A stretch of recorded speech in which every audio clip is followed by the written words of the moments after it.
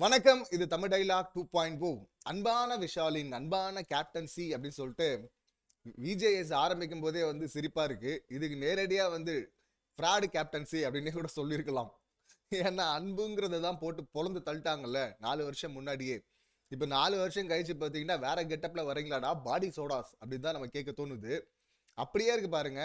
இவன் தன்னை என்டர்டெய்னர்னு சொல்லிக்கிறானா, அங்க ஒருத்தர் இருந்தாரு ரியோ அப்படின்னு சொல்லிட்டு.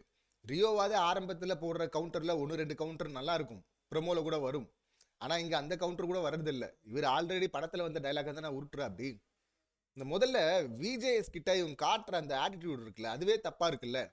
இப்ப நேத்து ராணுவுக்கு அடிபட்டதுல யாரெல்லாம் சந்தேகப்பட்டீங்க அப்படின்னு சொல்லிட்டு கேட்கிறாரு. இப்போ அப்பட்டமா ஓப்பனா கத்துனது பார்த்தீங்கன்னா 3 பேர்: ஜெஃப்ரி, அன்ஷிதா, சௌந்தர்யா. இப்போ இவங்க ஏஞ்சிக்கிறாங்க.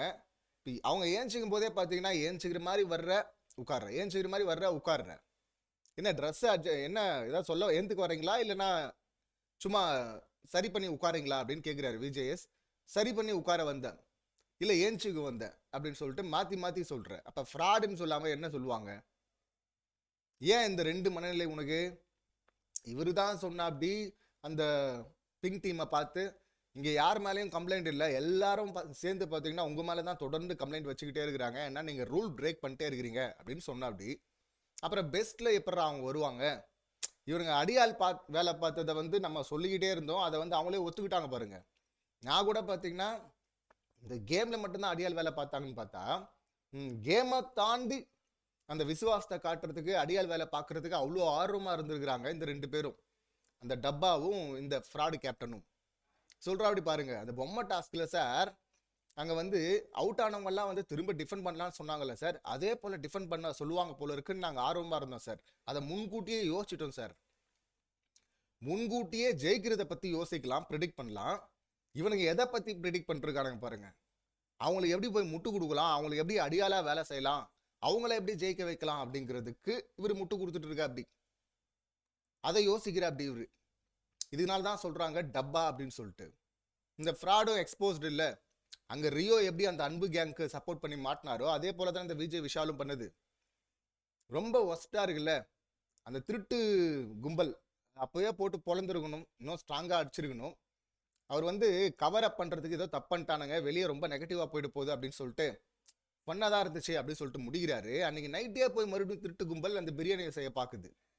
கொஞ்சம் கூட கூச்சமே இல்லாமல். இதில் இவருடைய இந்த விஷால் டப்பா ஃப்ராடோடைய ஸ்ட்ராட்டஜி என்னன்னா, நம்ம சமைச்சு சாப்பிட்டுட்டு கொஞ்சோண்டு எடுத்து வச்சுட்டு மறுநாள் காலைல எல்லாருக்கும் ஒரு வாய் ஊட்டணும்னு வச்சுங்களேன், அப்போ பஞ்சாயத்து வராது. எப்படி எல்லாருமே திருடனாக்கிடலாம். இவங்க திருடனா இருக்கிறது பத்தாதுன்னு எல்லாருமே திருடர்களாக்கிடலாம், எல்லாருக்கும் பங்கு கொடுத்துடலாம். எப்படி வந்து ரயானுக்கு ஷேர் கொடுத்து கவர் பண்ணாங்களோ, உள்ள எடுத்தாங்களோ, அதுக்கப்புறம் அந்த ரயானை போட்டு கொடுத்ததே முதல்ல இவங்க தான். இவங்களே வந்து டே வெளியே சொல்றாதரா அப்படின்னு சொல்லிட்டு ஷேர் கொடுப்பாங்களாம். முதல்ல இவங்களே வந்து குத்துவாங்களாம். அந்த டப்பா பண்ண வேலை. இங்க 3 பேர் வந்து இந்த கேப்டன்சியை பத்தி விமர்சனம் பண்றதை நம்ம காட்டுறாங்க. ஒன்று பேக்கரி அக்கா. இந்த பேக்கரி அக்கா வந்து முதுகுல குத்தி குத்தி பார்த்தீங்கன்னா அவங்களுக்கு ரொம்ப இயல்பா வருது அதெல்லாம். அதையும் கியூட்டுன்னு சொன்னாலும் சொல்லுவோம் அந்த கூட்டம், கோமாளி கூட்டம். ஏன்னா இப்போ விஷால் வந்து ஃப்ராடு அப்படின்னு சொல்லிட்டு இல்லை நேற்று இந்த டீமை போட்டு புலகிற வரை இவங்க சௌந்தர்யாவுடைய ஸ்டாண்ட் என்ன? விஷால் என்ன சொன்னாலும் கரெக்ட் அப்படிங்கிறது தானே அவங்க ஸ்டாண்டு. எப்போ இந்த ஸ்டாண்டு மாறிச்சு? அப்போ வந்து ஜாக்லின் தப்பு, மஞ்சரி தப்பு அப்படின்னு தானே இவங்க நின்று இருந்தாங்க. இப்போ வந்து சொல்றாங்க அன்ஷிதா மேல இருக்கிற அன்பினால எல்லாரையும் கத்துற மாதிரி ஆயிடுச்சு சார். அதுவா ஆயிடும், அதுவா போயிடும், அதுவா தோணும். இவங்க எதுவும் பண்ண மாட்டாங்க, எல்லாம் அதுவா நடக்கும், அதுவா வந்து கன்வே ஆயிருக்கும். ராணுவ வந்து நடிக்கிறான்னு சொல்லிட்டு அதுவா கன்வே ஆயிடுச்சு. இவங்க அதெல்லாம் யோசிக்க மாட்டாங்க, ப்ராசஸ் பண்ண மாட்டாங்க, அதை அப்படியே டெலிவரி பண்ணிருவாங்க, வாந்தி எடுத்துருவாங்க. ஸோ ஜாக்லினை முதுகுல குத்துது பத்தாது அப்படின்னு சொல்லிட்டு இப்போ இங்கேயும் அதை நல்லா பார்க்குறாங்க அந்த வேலையை. அடுத்து பவித்ரா. பவித்ராவும் பார்த்தீங்கன்னா அந்த கூட்டத்தில் தான் இருந்தாங்க. பவித்ரா வந்து தன்னை பெருசாக பாராட்ட போறாரு விஜேஎஸ். ஏன்னா வந்து பெஸ்ட் பர்ஃபார்மர் வாங்கி இங்கே கடைசி டைமில் வந்து முத்துக்குமரன் விட்டு கொடுத்ததுனால போயிடுச்சு கேப்டன்சி. ஸோ அதனால ஒரு பரிதாபமும் வரும், ஒரு பெரிய பாராட்டும் வரும் அப்படின்னு சொல்லிட்டு எதிர்பார்த்து வந்திருப்பாங்க. பாராட்டினாரு விஜேஎஸ். பாராட்டிட்டு போகும்போது ஒரு கொட்டும் வச்சுட்டு போயிட்டாரு. பத்தலை அப்படின்ட்டாரு. நானும் எல்லாமே பண்ணி பார்க்குறேன், என்னென்னவோ பண்ணி பார்க்குறேன், பாஞ்சு கடிக்கிற லெவலில் போயிட்டாங்க. அதுக்கப்புறமும் பத்தலைன்னா அவங்க என்னதான் நினைப்பாங்க? இதுக்கு நீங்கள் பாராட்டாமே இருந்திருக்கலாம் அப்படின்னு தானே அவங்களுக்கு தோணும். நான் என்னோட மொத்த எஃபோர்ட்டும் போடுறேன், ஆனா அது வந்து அவ்வளவுதான் வருது அப்படின்னா அங்க அவ்வளவுதான் இருக்கு. அதை மாத்தவே மாட்டாங்க. அவங்க சொல்றாங்க விஷால் வந்து இங்க அன்ஷிதாக்கு வந்து ஃபேவரட்டிசம் பாக்குறாருன்னு சொன்னா அது ஏத்துக்க மாட்டேங்கிறாரு அப்படின்னு. ஒரு இடத்துல வந்து அன்ஷிதா அண்ட் பவித்ரா 2 பேருக்கும் சண்டை வந்தது இல்ல. அங்க வந்து இவங்க தப்பு பண்ணிட்டான், ஜெஃப்ரி தப்பு பண்ணிட்டான், கல் எடுத்து ஒளிச்சு வச்சது தப்பு. அதுக்கு வந்து ஆப்போசிட்ல பாத்துட்டாங்க, ஏன்டா ஒளிச்சு வைக்கிறேன்னு கேக்குறாங்க. ஒரு கல்லு தான் சொல்றாங்க. சரி கல் எடுக்கிறாங்க, உள்ள இருந்து பார்த்தா 3 4ன்னு வந்துட்டு இருக்கு கல்லு. ஏய் 1ன்னு சொன்னா இத்தனை வந்துட்டு இருக்குன்னு கேட்பாங்கல்ல. அதை கேட்க கூடாதுன்னு கத்துறாங்க. ஒண்ணு மஞ்சரி அதான் ரொம்ப கிளியரா சொல்லியிருப்பாங்க, ஒரு தப்பு பண்ணிட்டு அப்படி கடந்து போயிடணும் அப்படின்னு பாக்குறாங்க சார் அவங்க தப்பு பண்ணா அப்படின்னு சொல்லிட்டு. அதை மீறி ஏங்க இப்படி பண்றீங்கன்னு கேட்டா ரெஜிஸ்டர் பண்றீங்க, பதிவு பண்றீங்க அப்படின்லாம் சொல்றாங்க. இவங்க எதுக்கு பதிவு பண்ணணும்? அதான் கேமரா பதிவு பண்ணிட்டு இருக்கு, அதை தான் மக்கள் பார்த்துட்டு இருக்குமே. இப்போ இன்னொருத்தர் பதிவு பண்ணாதான் எங்களுக்கு தெரியுமா? அந்த தப்பு வந்து பண்ணுவாங்களாம், அதை கேட்க கூடாதான். அவங்க வந்து கத்துறாங்க உடனே.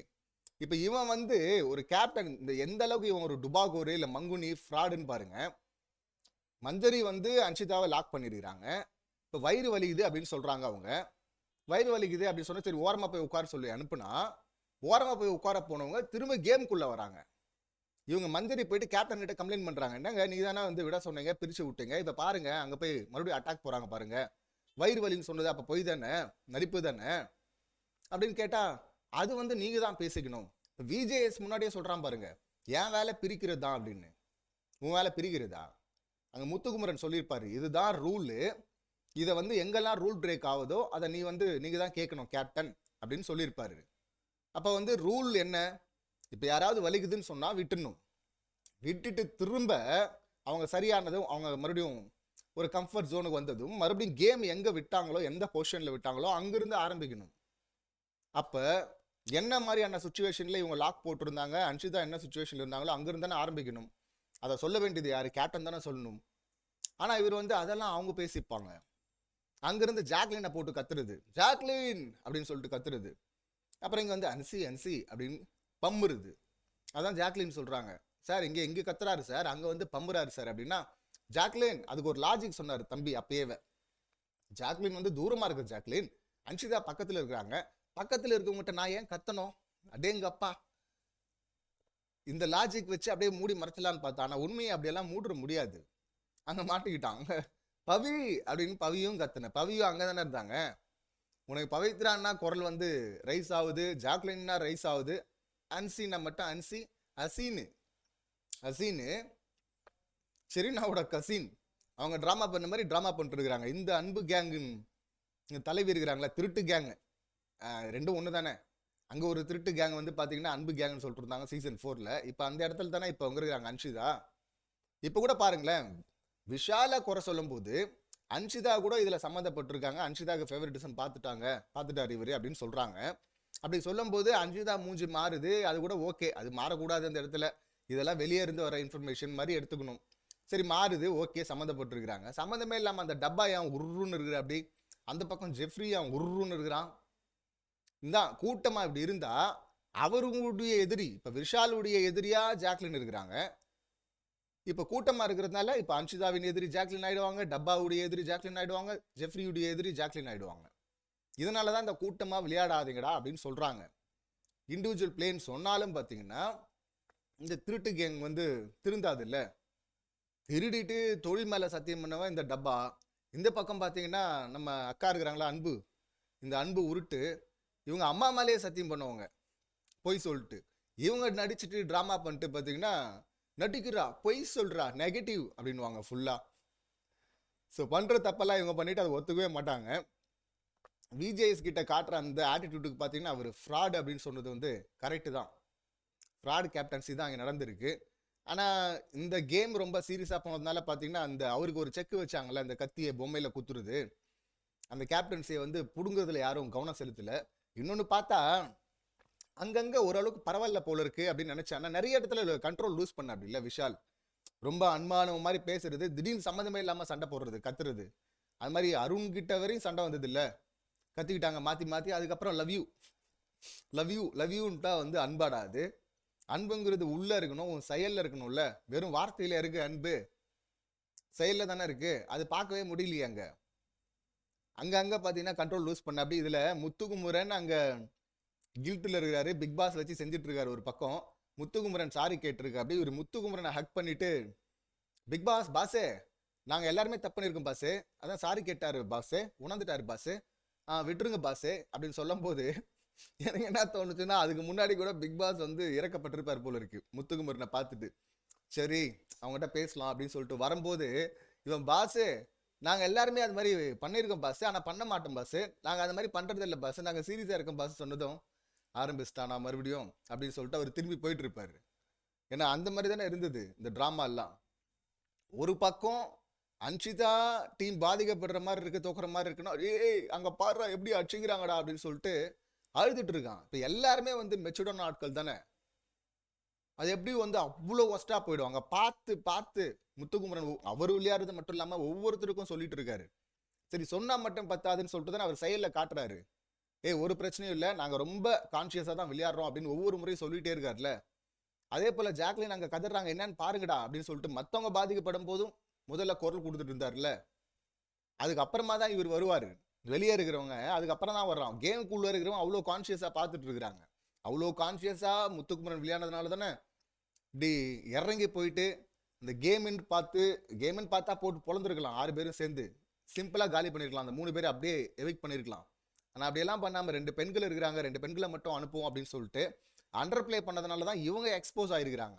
இவங்க யாருன்னு தெரியுது. ஸோ விஷாலுடைய ஃபேவரட்டிசம் அப்படி சொல்லிட்டு அப்பட்டமா தெரிஞ்சிருக்குது. இவர் முதல்ல இருந்தே ஒரு பக்கம் அசினி, இன்னொரு பக்கம் தர்ஷிகா. இப்போ தர்ஷிகா இடத்துல அந்த சௌந்தர்யா அக்கா வந்துட்டாங்க.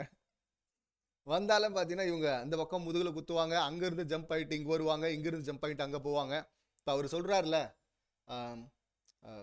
இவங்க வந்து ஜாக்லின் வந்து கிளாப்ஸ் எந்த பக்கம் வருதோ அங்கே போகிறாங்க அப்படின்னு. அந்த கான்வர்சேஷன் நம்ம பார்க்குறோம், அது வந்து மேட்ச் ஆகுது. பட் நீங்கள் ஒரே மாதிரி இருக்கீங்களேப்பா, ஒரே அந்த கூட்டம் அப்படி திருட்டு கேங் அப்படியே இருக்குது. அப்படியே இருந்துட்டு இருந்தால வந்து நீங்கள் உத்தமர்கள் ஆயிடுவீங்களா என்ன?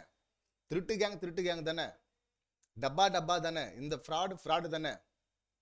ஸோ அன்புங்கிற வலையை வச்சுக்கிட்டு அப்படியே உருட்டிட்டு ரொம்ப நல்லவரா வந்து கப்பை வாங்கிட்டு போயிடலாங்கிற கனவுல இருக்கிறாரு தம்பி.